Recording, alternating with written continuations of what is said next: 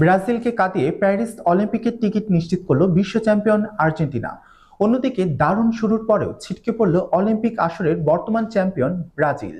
Paris অলিম্পিকে খেলতে হলে চিরপ্রতিদ্বন্দ্বী ব্রাজিলের বিপক্ষে ম্যাচটি জিততে হতো আর্জেন্টিনাকে। অবশেষে সেই কাঙ্ক্ষিত জয় এনে দিলেন ফরওয়ার্ড লুসিয়ানো গুন্দো। ঘড়ির কাঁটায় ম্যাচের বাকি তখন মাত্র 22 মিনিট। আর্জেন্টিনা শিবিরে তখন গভীর উদ্বেগ, কেননা দীর্ঘ 78 মিনিট ব্রাজিল রক্ষণভাগ যেভাবে আঁকড়ে রেখেছে, তাতে অলিম্পিকে যাওয়ার দৌড়ে তারাই এগিয়ে থাকার কথা। কিন্তু হঠাৎ ডি বক্সের অনেকটা বাইরে থেকে একটি মাপা ক্রস শট নিলেন ব্রাইটনে খেলা আর্জেন্টাইন তরুণ ভ্যালেন্টিন বার্গো। অনেকটা দৌড়ে এসে তাতে মাথা ছোঁয়ালেন ফরওয়ার্ড লুসিয়ানো গুন্দো। তাতেই ভাঙল ব্রাজিলের রক্ষণ।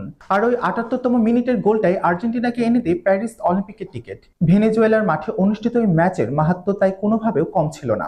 মর্যাদার ওই ম্যাচের জয়ের মধ্য দিয়ে 3 ম্যাচে 5 পয়েন্ট পায় আর্জেন্টিনা, আর তাতেই নিশ্চিত হয় প্যারিসের টিকিট। তাদের সঙ্গী হচ্ছে প্যারাগুয়ে। ব্রাজিল দারুণ শুরু করলো, ম্যাচে প্রায় পুরোটা সময়ে আধিপত্য দেখিয়েছে আর্জেন্টাইন তরুণরা।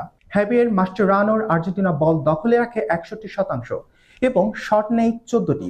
ধারাবাহিকতার সুবাদে 78 মিনিটে পেয়ে যায় মহামূল্যবান সেই গোল। তাতেই বাদ পড়েছে অলিম্পিকের বর্তমান স্বর্ণপদক পাওয়া দলটি। 2016 ও 2020 অলিম্পিকে স্বর্ণ জিতেছিল ব্রাজিল।